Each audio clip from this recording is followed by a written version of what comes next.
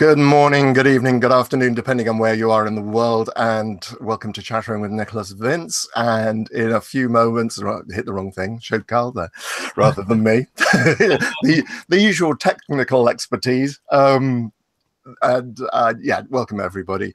In a few moments, you've just seen Carl very briefly. She'll be chatting with Carl Medland. Before I do, again, just want to thank everybody who subscribed this week. I really do appreciate it, folks. And a few announcements before I introduce Carl properly. One of the things is to remind people who are interested in memorabilia, I've got 7 copies of this photograph that will be going up on the shop on Wednesday at 2 o'clock in the afternoon. That's Wednesday, the 11th of April. I think I said the 15th on one of the previous shows. So yes, and that's going to be at 2 o'clock in the afternoon, not midday as previously advertised, because I have to be somewhere else doing something else, and I can't guarantee I'm going to have a good Wi-Fi signal to be able to hit the magic button.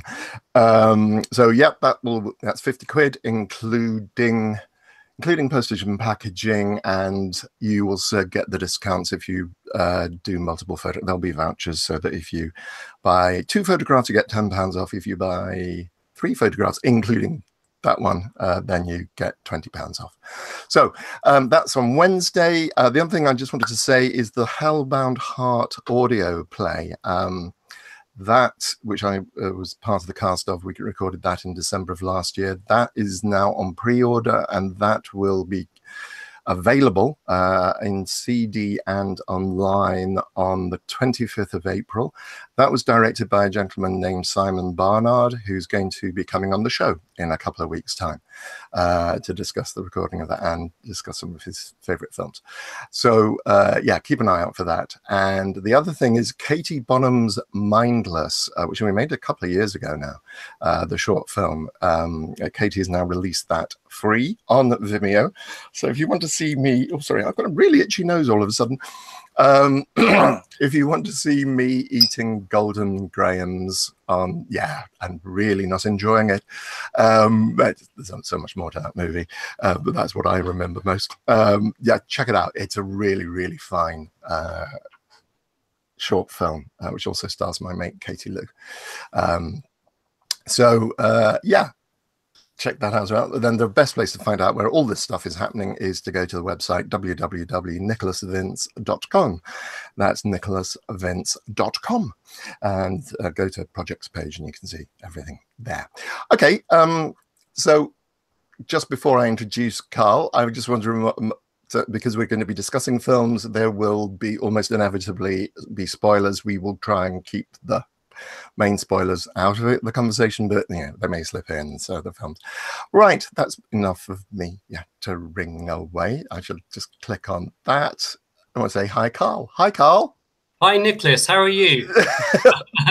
Thanks for having me on your show. I feel very privileged. Oh, that's my pleasure. And the answer to your question, how am I? I'm very well, apart from a really, really itchy nose. Oh, right. Like a turtle, as somebody says. Yeah, it's like, why is my nose itching? Anyway, you really don't need to know that.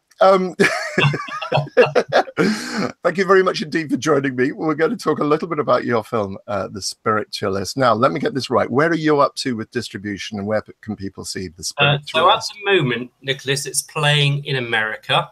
So we've got a distribution deal there. So it's on about 10 different platforms, Amazon, and most streaming platforms in the US, North America, Canada. It's also just playing out at 32 cinemas in Turkey at the moment. So we've got a wow, distribution deal there. So we've got a full theatrical release. So we're very excited about that. And obviously our producer, Taz, Mumtaz, he's Turkish. So it's nice that it's taking it back to where he's from. So we're very excited. See how that plays out with viewing figures and everything. Wow. So that's now, is that opening this weekend, or is that being opened? Last weekend. So I think we're closing. Probably tomorrow will be the last day. So it will be 2 weeks, 32 cinema run. That's brilliant. Many films don't get a 32 cinema run. That's excellent. But apparently they love the horror there over in Turkey, and especially films that contain big old creepy houses. So I think it's a winning formula for them in Turkey by the sounds of things. Right. Now, there is one question I did want to ask you about this because it says that the is inspired by a real life experience. Yeah, inspired by true events. So when I was writing this, I know when as soon as you see on credits, and I know when I see on credits inspired by true events, you think, what a load of rubbish. That's not usually based on something tiny. But actually, in this film, there's quite a lot through my writing journey. I was drawing on my real life horror of living with somebody that was suffering a very rare disease called Morvan syndrome, and my partner was actually suffering from it's very much autoimmune disease, and it goes into the central nervous system.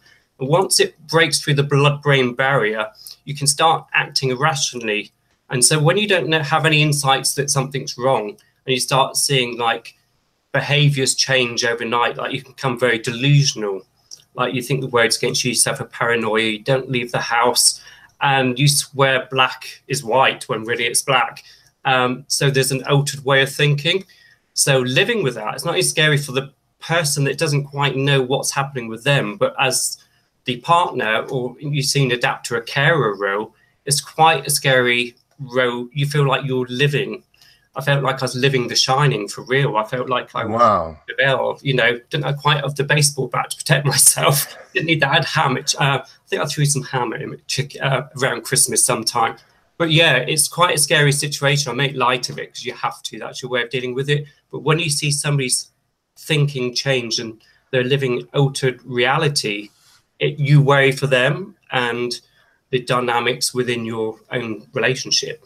So I very much drew on that. It was my way of using it as a writer. I treated it as therapy, trying to understand the condition, going to the doctors, we have medical interventions, trying to find out what's wrong.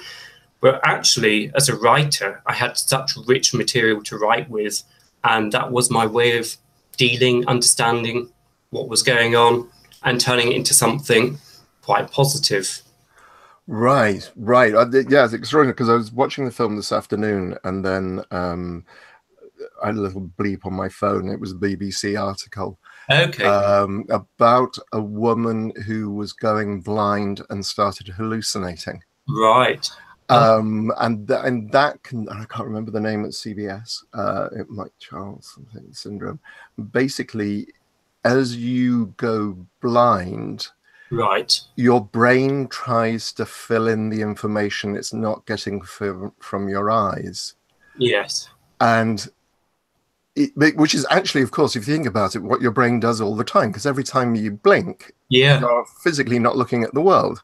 That's right. So your brain, which is why film works. It's why you can have 24 frames a second and it still looks as if it's completely fluid motion.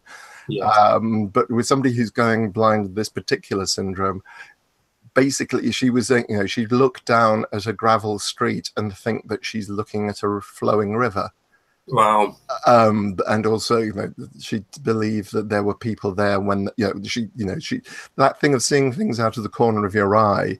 Yeah. Because we, as human beings, always try to fill in the gaps. Absolutely. And it's, I mean, horrible for your friend and probably horrible for you at the time as well. Yeah, absolutely. And with blindness, obviously, we have our central character, the Spiritualist, is actually blind. So it's I've made a couple of films around blindness. I'm always very interested in people that have always been blind, so they've never had vision, as opposed to if you've had sight, then you lose it and you're living life and through memories. And like I know there's a film on Notes on Blindness, and they did it as a VR experience, and Raindance had it 2 years ago, and you put the VRs on, they recreate what it's like to be blind. For somebody that had sight when they're younger, they've lost it, and it's all memories, and how your memories become a little bit jaded, and it's the lack of clarity in what you see, and like you say, the darkness does get filled in with your imagination.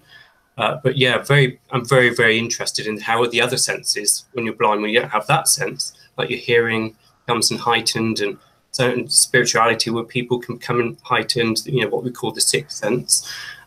So yeah, just very interested in sight as one of the senses. Right, right. Oh, okay. Well, fascinating. So, okay, so that was the beginning of the story. That's how you got the inspiration and so on. How did and then you just sat down and decided to write a script? Yeah, well, I think I love films that contain big houses, mansions, manors. And I know when I was in Cannes about 3 years ago, I went to a party for Hellbound, and I saw the trailer, and they shot the trailer in this house called Manor by the Lake, which is in Cheltenham. And you know, like when you go to a dog rescue centre and you say you don't choose the dog chooses you. Uh-huh. And I've experienced that through having a rescue dog. But also, this house and this trailer just spoke to me, and I thought I'd just love to get into this place and shoot a horror film. And then fortunately, the owner of the manor was there, and we exchanged details. And shortly after Cannes, I went there, spent a weekend at the manor, and because it was quite current what was going through with my home life, it just all made sense. Just every room had a story to tell in this manor, and you feel very isolated because you feel very small in a big space, and just actually every room in the house I was writing for that room. It inspired me, so I was putting real life into this landscape of one isolated location, and literally the script wrote itself over just a couple of weeks. So it's very inspiring. Right, and is it a hotel? It's actually a wedding venue. In our film, it plays out that Laura, our central character, used to run it with her mum as a hotel. So very shining, where they go there in the winter. Yeah. Our film in the winter as well, which is quite ironic. But yeah, it certainly has that isolated film. It has a hotel feel. Each room is very grand, four-poster beds, en suites, and there's like 16 different rooms. So a great place. Every room very different as well. Ah, right. Yes, yeah. Because it's interesting. Yeah. I have to say, one of you've just struck me. For those of you who haven't seen the trailer or haven't seen photographs about the Spiritualist, you have gay characters. Yeah. And one of the things I really like about the movie is that they just happen to be gay. Yes, it's not mentioned. It's just they're gay best friends. Yeah, and they just got a relationship. And how does that go over in Turkey? I guess I'll find out. I mean, it's like I've gone on to Google Translate and I'm trying to sort of translate some of my reviews. So it's taking a little time to drop some of the reviews in, but nobody's actually mentioning the coupling of the two characters, Daniel, and the two characters, but they're more talking about the horror and Laura's journey. So that seems to be what's being discussed, which is really great that it's not being singled out certainly in a detrimental way. I know when we go back to the 1999 version of The Haunting, and Catherine Zeta-Jones, she played a bisexual character. And I thought that was very timely and brave at the time. And I thought that was a really strong representation. And I think because I've done 2 films for the LGBTQ community, it's, they were about coming out and about the gay lifestyle. But this, I think it's nice that we just have a representation within cinema. We can play good characters, bad characters, evil characters, but we're represented and we're just considered. And I think that when we're not being brought to the casting room and when we're not being represented, that's when it's a little bit, I don't know, it's a little bit marginal, and we can put in our sort of, view. Yeah, and your casting is incredible. You got Julie T. Wallace in your cast. How did that come about? I met her years ago at a barbecue.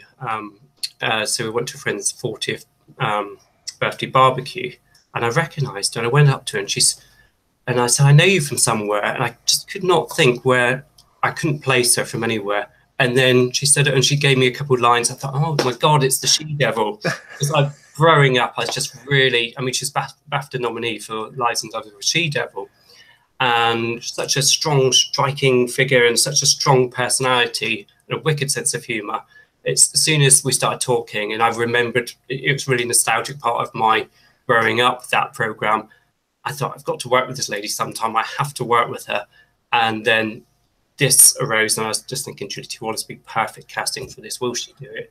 And fortunately for me and the rest of the cast and crew, she took on the role. And not only did she fill in the shoes of Mary, the mother, Laura's mother, but she also stepped in as an AD role. So she was quite dominating on the set, calling people off, telling the actors to leave the set, that not allowed to look at the rushes. And she said, this is how we do our films. And she really gave it, from my other independent films, she brought a sense of professionalism, and we stepped up a gear to the way, she's been in the Fifth Element, she's been working on the Bond films. She's got such an amazing catalogue of films. So to bring some of that expertise on set, I was very grateful for that. Yeah, I'm sure she's great in it. And as you say, she's got an amazing presence on screen. Really, really interesting. Yeah. So yeah, it's a fun film, and there's some really chilling moments. Your cinematographer, because it looks gorgeous.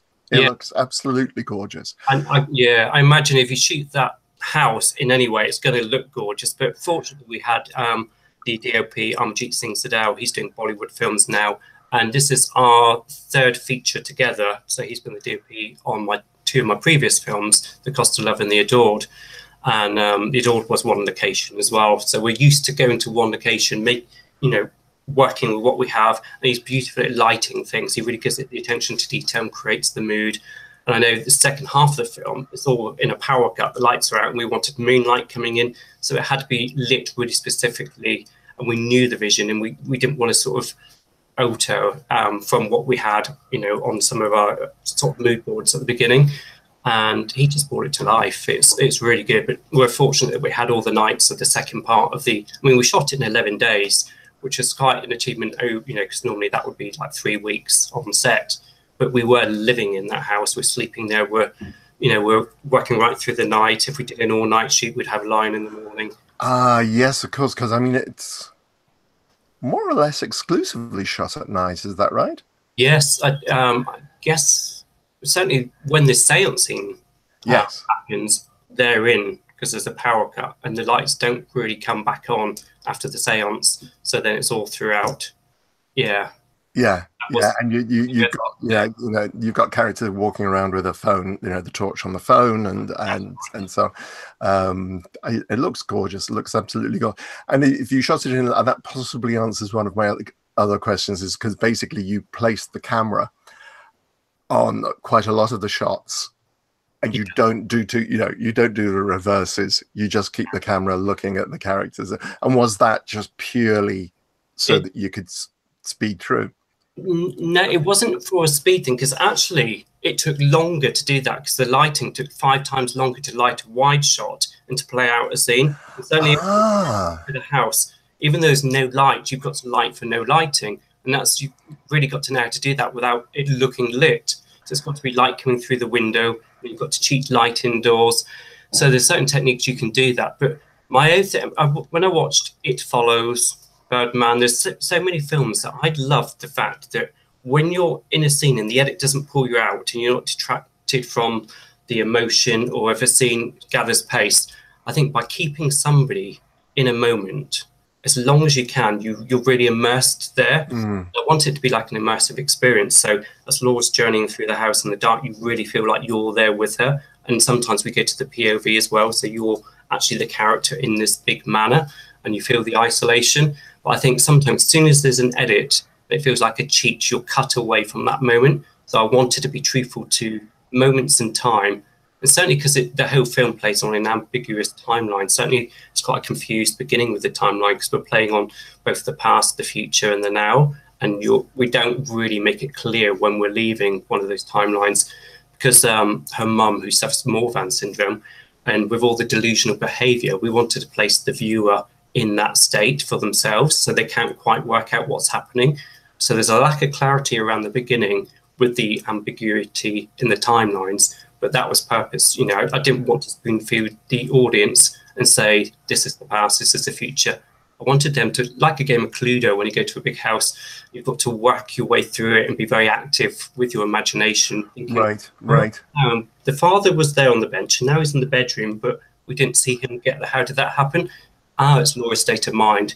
We're trying to create that delusional sense of, certainly if you're moving into a house that you used to live in, like every time you walk into a room, it triggers memories, like you have memories that played out in the past. So it's nice to sort of bring them into the now.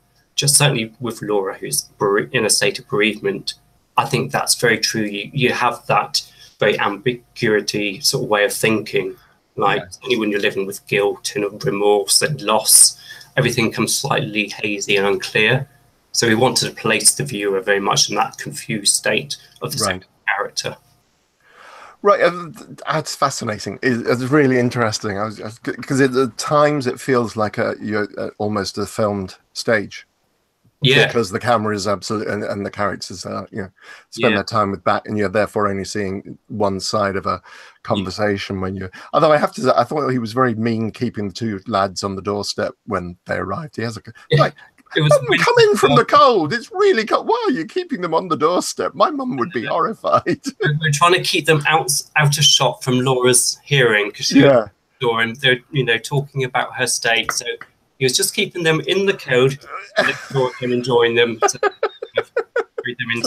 I always just feel sorry for actors having to stand in the cold. Just think because it looked. I mean, and you can see later on it's frosty. So what time of year did you film? January. I think January the 22nd. We started shooting straight through for 11 days. So in the quiet season for weddings, basically. Absolutely. Yeah. That's the only way we could have secured that great location. Yes. Yeah. No. When we were preparing for this, we talked. I'm chatting because we're going to be discussing the films, The Haunting, the 1999 version, though I'm going to talk about the 63 version as well. And that is 63. I mean, that is a much better film. I thought I wouldn't be able to speak from any point of my memory's quite hazy on the 1963 version, but it's a better story and remake it in 1999 and changing it from like paranormal investigators going to the house to people with insomnia. I know there's a leap there, and it felt more of a TV movie. I think this new one. Yeah. It's. I was looking at Louise. I thought I've seen bits of it, and I think we stumbled across half of it. But anyway, we're going to be talking about that. We'll talk about them. But we were talking about locations. Yeah, the fact the house is the character. We're also going to talk about characters and favorite moments as well. Dawson has a question. I have a question, Carl. How much was your original vision for the film changed, adjusted during the shoot with input from the director of photography? Any happy accidents or any gear you wished you had on set? So there's two parts of that, really. So how much of your vision was changed, adjusted during the shooting? Because you mentioned you took your DOP on set with you. Yes, great question, Dawson. I mean, that is a really good question. I was fortunate when I spent the weekend to do a recce, and I took my DOP with me, Armajit, and we talked about the possibilities and we talked about the mood board, and I was filling him in with my long shots. Some sequences last 15 minutes without a cut, certainly the seance scene. So we talked about these long shots and how it's possible to light them.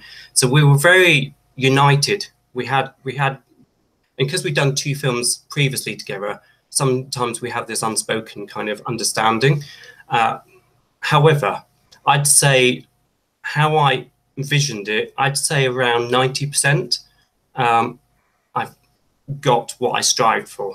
And I think certain things we've been inspired, like even though it was a tight shoot over 11 days, there's two contingency days. And one day, the lake by the manor frosted over and it was dusk. And I thought, we've got to capture this. It's like, it wasn't in the script.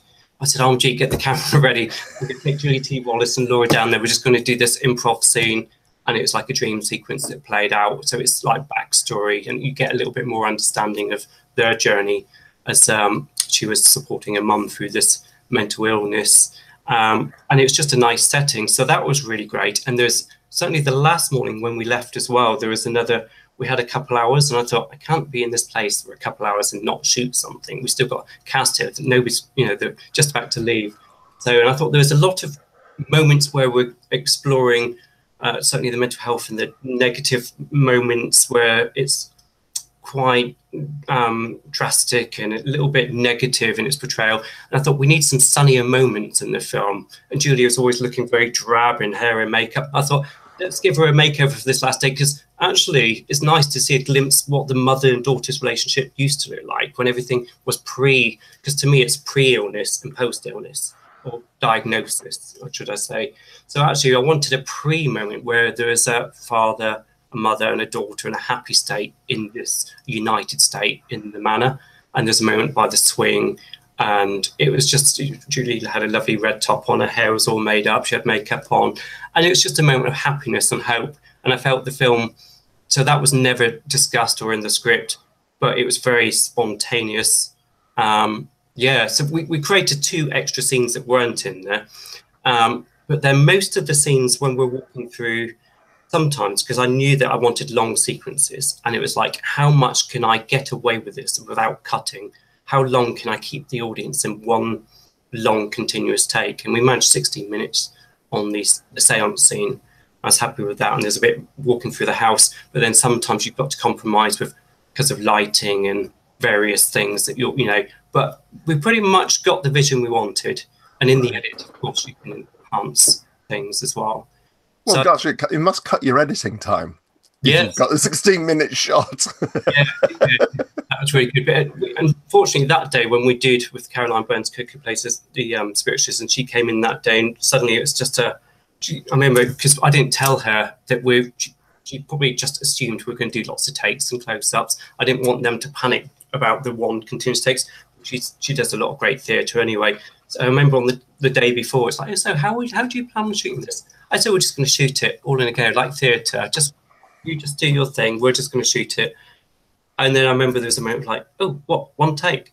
Like, yeah. It's like, we'll go with it. And then we had a day where about 5 hours where we did a workshop and we pulled it to life. And it was a good chance for Armajit to actually, me to follow him, spot him and say, right, you've got to pick up this emotion, this. And it's all over a glass mirrored table. So we wanted reaction shots from the other people when they weren't in the scene.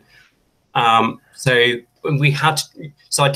knew what I wanted, but we didn't know how it would play out until we were there with the cast, with the table, and with the camera. But we did have a workshop day to bring that to realise our vision. And that is one of the things that's notable. You use mirrors quite a bit. Oh, I love mirrors.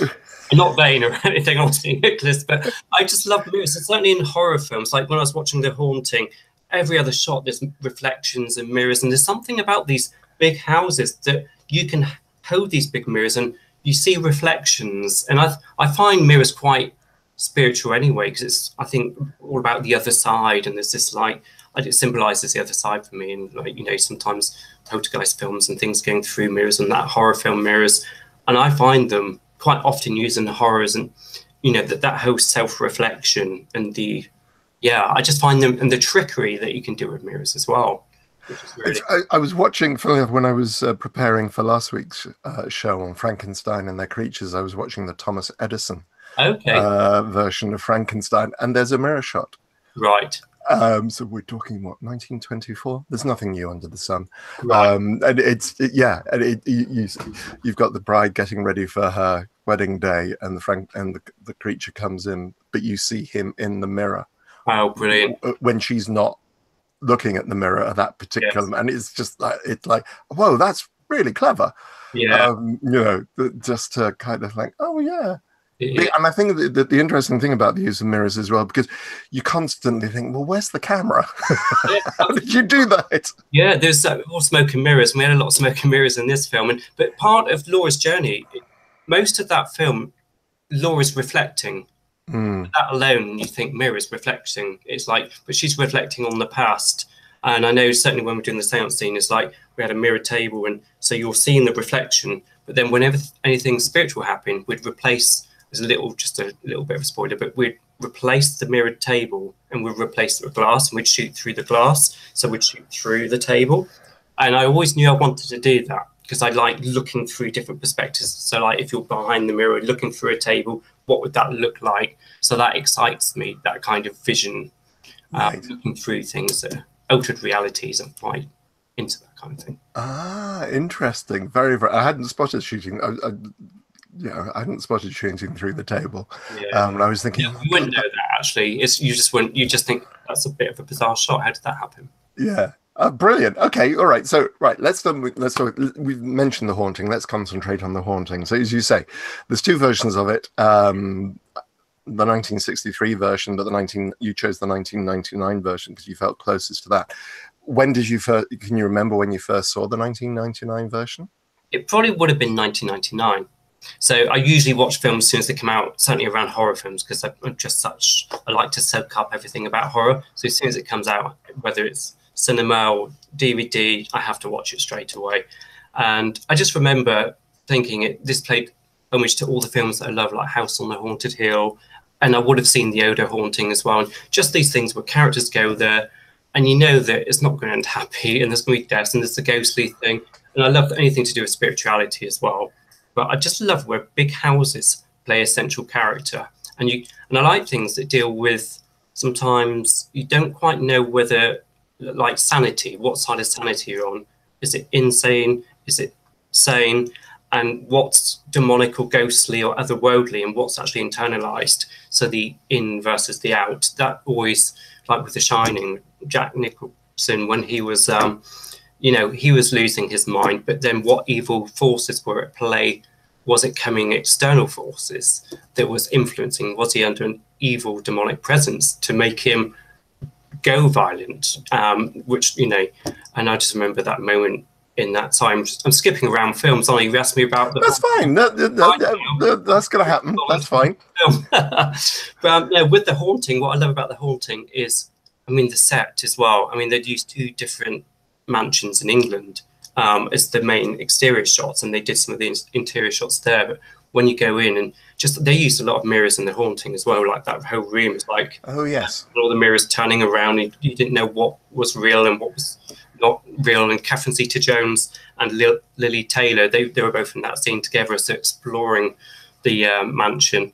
And I just think visually it's so stunning. But then you always get a sense that everyone's so small in these big spaces, and that the house plays. You just think about history, and what don't you know? What does the house know that these people don't know? The house usually gets the better of them all in the end through whatever legacy or haunting. Yeah, I just feel excited when I see films like the others. Anything that has a big house, it's like, I want to see that. I was looking at, I didn't watch I hadn't had a chance to watch the films again recently, but it's refreshing my mind about them. One of the things that's different, of course, in the 1963 version is that it's 4:3. So it's a very square screen. Yes. And we're we're kind of wide. Well, you particularly, actually, if you compare the two of us, we're quite. So if I show people you just for the moment, you'll see this is quite a wide screen. You've got a big, deep room behind you, and so on. So if anything's going to happen in that room, then you're going to see it a long time before. Yeah, something materialized. Okay, with me, if you look at me for just a few moments, then it's very narrow, and you don't know what's happening there. Yes. You can see this, and I was looking at the trailers and thinking, that's very interesting. For me, it's very interesting. Yeah, because you can't see what's there, your imagination is going to start filling in the blanks. I think one of the reasons that I love The Haunting, the original Haunting, so much is it's just a brilliant film. Yeah. It's interesting that you mentioned the psychological. I was reading up the Wikipedia entry, and they're mentioning the fact that it's a Shirley Jackson novel, that it's based on the scriptwriter for the 63 version, from the earlier version. A House on a Haunted Hill or something. That's it. No, The Haunting of Hill House. That's it, Haunting of Hill. The House on Haunted Hill is the Vincent Price. That's right. The Emergo vision. Versions, which has also been remade. Yes. But so in the black and white version, I think black and white. Oh yeah, absolutely. That helped. You get an awful lot. Though, funnily enough, they lit it so that you didn't have many shadows. But what that means is you get a lot of contrast. Yeah. And you've got a lot of panelled wood. And I was just looking at one of the 4-minute scary scenes from the original version, and it's really subtle because there aren't any effects. You don't see anything. It is very psychological. So what I was saying is that the screenwriter very much saw it as a psychological thing. Right. Met with Shelley Jackson, who just said, no, it's not, it's a supernatural. Yeah. But I think what everyone appreciates it's the psychological aspects of it. It's clearly some sort of supernatural thing in the early, and anyone who's seen it, you just hear the banging on the door, etc. And it's just that sound of the banging and the being locked, and then I still have no idea how they did it, but you have a door that becomes elastic with something physically, it's really bowing out. Something is trying to break through. It's brilliant. It's, the house really is that character. And Michael's is the fake trailer for Don't in the middle of Grindhouse is a parody of The Haunting. Ah, right. What I found interesting then, when you're talking about the frames and the square frame, and I agree with you, when you don't know what's outside, that can be very terrifying. But I also like sometimes in the wide shots, what you get is, I love it when the audience is more in on what's happening and the central character doesn't. And I like it when you place, like, say I'm on a widescreen now, and there's something happening behind, and the viewer sees it, and it's not accentuated by loud music. I don't like it when that happens, that we're pandering to the audience, we're telling you to be scared. I like it's like, did I just see something out the corner of my eye on the side or through the window outdoors? So it could even be in a different room or out in the hallway. And I like that toying with the imagination and the mind of the audience without the use of loud, clashy music. Well, I mean, basically, the moment you describe that, all I've got is, he's behind you. Yes, yeah. Which, for my American friends, this is a pantomime tradition. This is a Christmas tradition where you have a pantomime, which is a form of child entertainment, where you have one characters, and then they'll be standing down towards the front of the stage and saying, oh, I'm looking for something. Oh, well, I do hope so-and-so doesn't turn up. And of course, that person is standing behind them on the stage, and the kids are all screaming, he's behind you. What? Who's here? No, he's behind you. The whole gag. So I think playing with that depth of field. It's really interesting when you're talking about sometimes genres can be blurred. Is it a horror, thriller, supernatural thriller?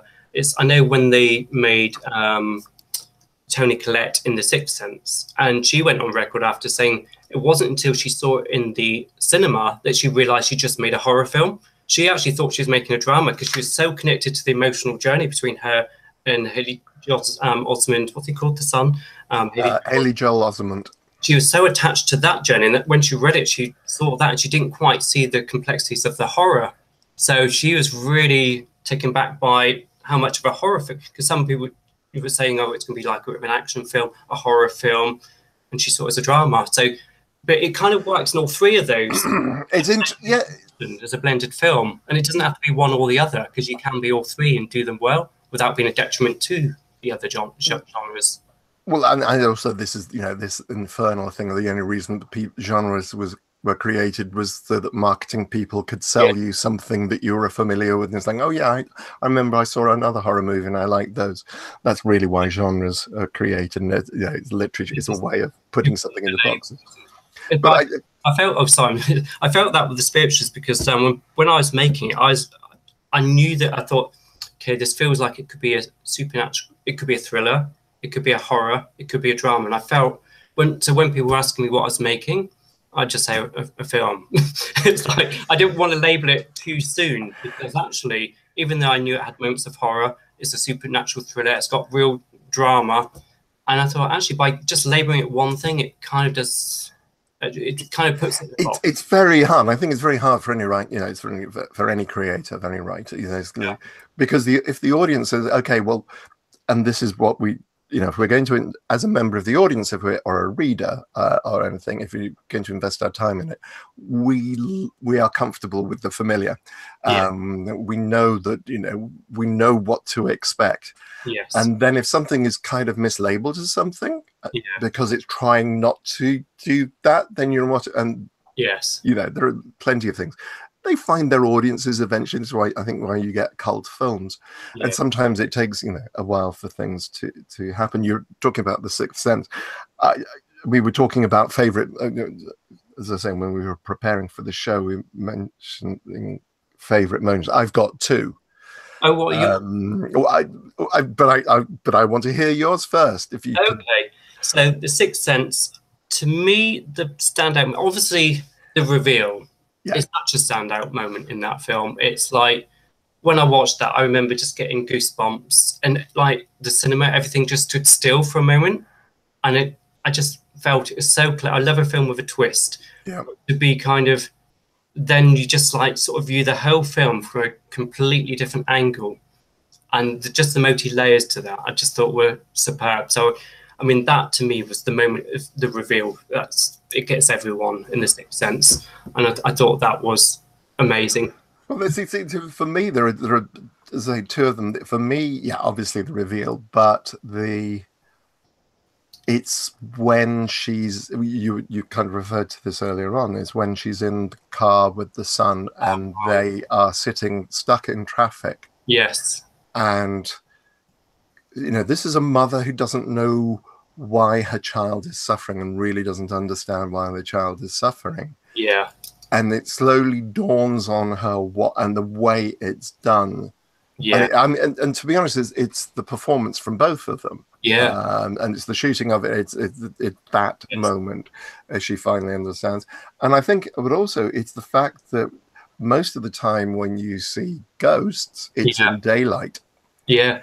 And it's outside. Yeah. Yeah.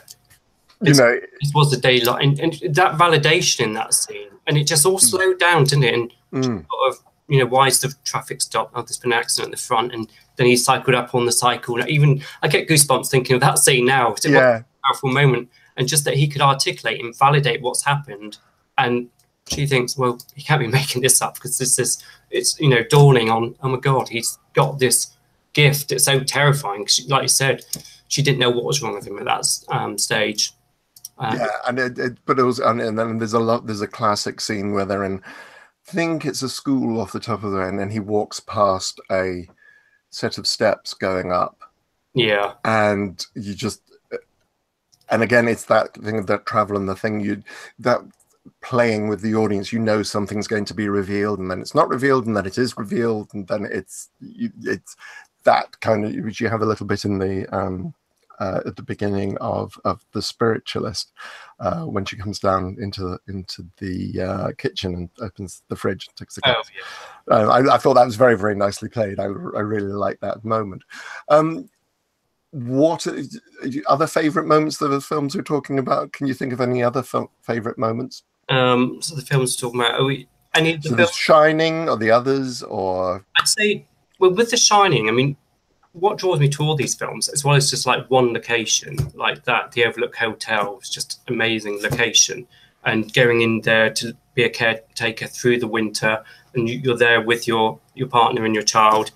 And I remember one, because it was his descent into, is he going crazy? Is there any evil influence? But the moment when he was writing that script, and he's spending all the hours writing the script, and then when you go to see what he was writing, it's like, what was it? All work, no play makes Jack a dull boy. And just that moment, he just written pages and pages of that, and you're getting insight into what's going on with his craziness, or where he's, what he's thinking could be like. I thought that was quite strong. But also Shelley Duvall, I think she's an amazing actress, and when just her being at a wit's end with dealing with somebody that she doesn't know what she's dealing with, she doesn't know what's going on with her husband, and she's there and she's isolated, and being, that iconic moment where he comes through the door, here's Johnny moment, and she's got the baseball bat and she's just withering against the wall, and she's so defenseless, and it's just that I guess I could relate to that, seeing somebody change their personality, and it's so scary, and you do feel so, you just feel like useless, like you can't do anything, and there's moments you're worried about them, what's going on with them, when a character changes before you just over the matter of days, and you see it get worse and worse and worse, and you worry about them, but then you start worrying about where you fit into this and the families fit into this, because it can get so out of hand that, then that's when all the doctors come in and have medical interventions, but obviously they're isolated in a hotel, they couldn't have a doctor's medical intervention. So I've really felt for her, character. Years ago, I didn't have, when I watched it first, obviously I didn't have the experience now, but when I watch it now, I view it with different emotions just because life experience, and then you connect on a different level. But the little boy as well that played Danny, he was brilliant. And what I liked about him, he had the gift of, he's like a clairvoyant. He had the gift that was called the Shining. So he could have sight into the past and the future through using the Shining technique. And now I liked, like Haley Joe Osmond, he had the gift of seeing dead people. In the others, there's the medium that showed the reveal about Nicole Kidman and her two children, what actually happened there. So I like the way that it always uses a spiritualist or a medium to come in to kind of organize and sort things out. And that's why I want to make a film myself and have a central character as a spiritualist. Comes in, put a different perspective on things. And I think, because actually when I think about the spiritualist, it's mostly about spirituality, but also there's a balance, or there's a common ground between mental health and spirituality, because they're both ostracized. If you're a psychic or if you have mental health, quite often people say, oh, just deem you as crazy, write you off. There's a lack of compassion for either of those. And so it's kind of a spiritualist and somebody with mental health coming together, having that common ground, because actually they are treated the same and ostracized by communities in the world because there's a lack of compassion and understanding, because actually we don't all have that altered way of thinking. So it was that common ground that kind of excited me about writing The Spiritualist. And I guess when I was making the film, yes, I was inspired by what was going on at home. I was inspired by the location. And it wasn't until you got me thinking about films that I was influenced by that I was thinking, because when I was making these films, I wasn't overly aware that I was really being influenced by these films. But obviously on a subconscious level, you are.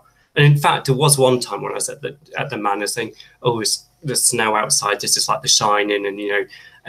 And then even like there's a scene where we had a baseball bat, and obviously with the baseball bat, but I wasn't even thinking that at the time. But looking back, I can see all these references, whether it just came in for a subconscious level based on these films. But I don't think at the time I was mindful of these films as I was doing the writing. But it leaked into me, because it's part, if you love horror, it just leaks in everything that you see, you soak up like a sponge, and whether it's on a conscious or subconscious level. Well, it's interesting you say influences and patterns and styles and genres and so on. I was reading in a review of my short film, The Night Whispered, which I need to share. I came across it the other day. And for shame for me, I can't remember who was writing. A lady was writing. And she was saying, I'd obviously been influenced by giallo movies. I don't think I've ever actually consciously sat down and watched one. Okay. But I think, that there are certain things that are just common to what you either suck at, there are so many, because giallo is obviously influenced by other things as well. And, we're all influenced by sitting around in a cave around the fire, telling stories, watching our shadows dance on the walls behind us. That's where it all comes from. And that deep, what the ultimate question is, what is in the dark? And is it going to hurt me or feed me? So it is interesting the way that, influence. I think thinking about perfect moments in movies, The Shining, again, we talk about the light, and you're talking about the lighting in The Spiritualist, and so that Kubrick had these huge lights built so that he could light the main space in which Jack Nicholson is typing, that huge entrance lobby. They just had these massive lights outside the windows so he could get the light coming through the curtains to his satisfaction, and so on. But also, when you look at the day on which they arrive in The Shining, having looked at some of the behind-the-scenes stuff and the DVDs, somebody very kindly gave me a wonderful, my friend Chris gave me a wonderful set of Kubrick Blu-rays, and there are camera tricks. There are people passing behind pillars, and they don't come out when you expect them to. There are all these tiny little subtle things going on, Yeah. which until somebody says, look at this, do you realize what you, I think just must affect you on a subconscious level. Whereas, but it's on. So it's like, we haven't really spoken about the others. I think wonderful moment. It's a wonderful story. Yes. You've never seen anything like it. When you really actually understand, it's got Eric Sykes in it, playing Tuttle, the gardener. Again, for those of you, possibly for American viewers, and honestly for English viewers under a certain age, you probably wouldn't know Eric Sykes, but I grew up with Eric Sykes on the TV as a comedian. And it's great to see him playing in it. Although he's done horror films before. Eric Sykes is in Theatre of Blood with Vincent Price. Yes, remember that. And it comes to a very sticky end. Mind you, Milo O'Shea is in this as well. The pie scene always gets me in that film. Sorry? The poodle pie, when they're feeding him his poodle. Oh, yeah. Robert Morley. Yes. My babies, what have you done to my babies? Yeah, that's a wonderful movie that's worth seeing. That's a really, really, really good film. But yeah, so Eric Sykes is the thing, but it's also that whole thing of the mist, and you suddenly realize, it's funnily enough, I think I'd worked out what was going on. Oh, right. Unlike The Sixth Sense, where the whole thing is in the twist at the end, I think with the others, I probably got what was going on within about 20 minutes or so. Okay. And then it sustains because it's like, at the time, I'd never seen it done before. Yeah. And then it's like, yeah, okay, well, what must it be like? And then it's an absolutely as you watch what's going on, I think it's absolutely fascinating film. Yeah. And the moments of the reveals where you realize, I'm right, this is what's going on. See, I suspected, but I never kind of knew. I thought, well, it could be this or it could be that. But I had about 5 things it could be. So when it happened and the way it happened, I just thought it was genius. Again, with the medium and the cloudy eyes. And then, but I loved the way that they used, again, another rare illness was used in this and medium. So maybe there's a subconscious link here to the spiritualist, but with the children being photosensitive and having to have the curtains closed and everything and not being allowed to see the daylight.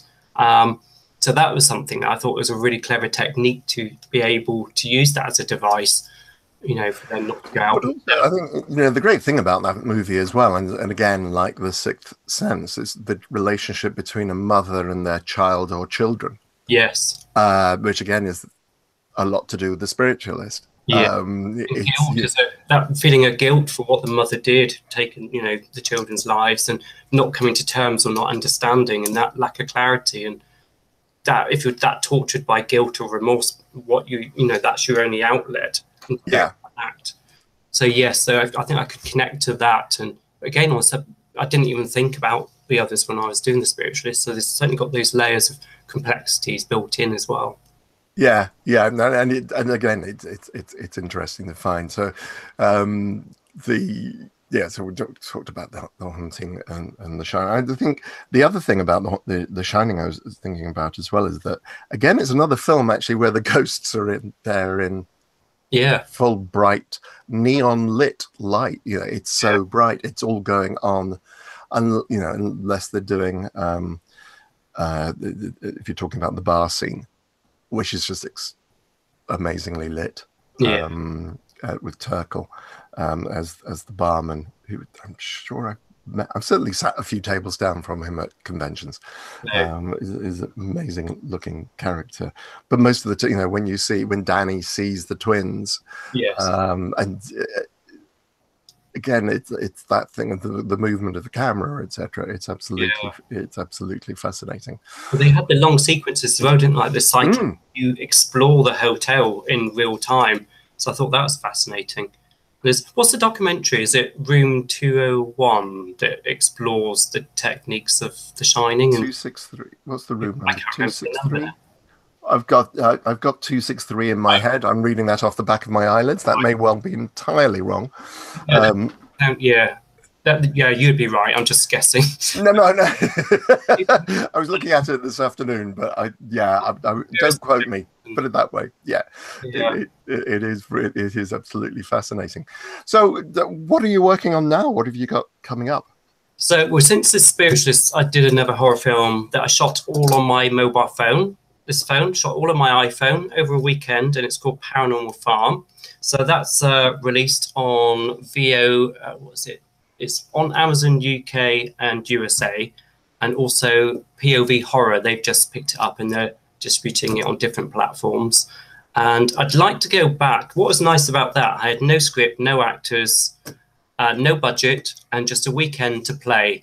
And after doing a few films, I thought I want to go back, because when I was younger, I used to hire a video camera and just make a film every weekend with friends, little short films, back to back recording, in video edits. And it was just, I did it for fun. I thought I'd like to do a little bit more of this play, just so I don't lose. And I think you learn a lot as a director just going out shooting. And I think it's just fun to do that. So I went out as an experimental weekend, but the footage we had was, it really, the story really progressed. And I thought, hang on, this is going somewhere. We can put this out there, and we edited it working with Taz, the producer, again from My Spotlight Independent, and we put it out there. And actually, it's America. They love it. They've had so many downloads. It's doing quite well for us, and people are wanting a part 2. So we're thinking about doing a part 2 to Paranormal Farm. So just got to be clever the way we do that. And I've got a slate of about 5 films I want to do. Rose West I want to do. We've written a script. I came up with a story. And Elizabeth Revel down in Devon, she's actually put together the screenplay, more like draft 15. So we'd like to shoot that, and it's what motivates a serial killer. So it's just to kind of trying to get close to her motivations. We've been obviously very sensitive to the subject matter. So that's something we're trying to raise funds for to do. And yeah, I'd like to do more horror. I'd like to do some more films that speak to the gay, lesbian audiences, to like films that are inclusive. But I'd also like to actually, for somebody to send me a script, or just to be using me as a director, because very much I spend a lot of time doing the end-to-end from the writing to the distribution. It can be quite tiring if you're doing all of that. So it would be nice actually that somebody approaches me with a script, or I get attached as a director and I get excited by the script. That would be really great. But yeah, I'd like to do the projects that I have, on my own slate, but also looking for people to approach me as a director, because some of the best scripts haven't been written, or they're being written and they're looking for a director with a signature. So yeah, getting yourself out there into new writers or co-writers. Cool, excellent. All right, okay. Well, we'll wind it up there. And I would just like to thank you very much indeed. Just before I say goodbye properly, I just wanted to let people know that next week I'm going to be talking with Julien Jonio. And I'm hoping I've got his surname. Hopefully, next week I'll find out how to pronounce. He's a Belgian director who was the writer and director of a film called An Eldritch Place, which screened at last year's Fright Fest. It's a short film I really, really thoroughly enjoyed. And he's going to be joined by Bertrand Laplay. They've got a crowdfunder going at the moment for Z Goat, the first Bleat, which is set in the future.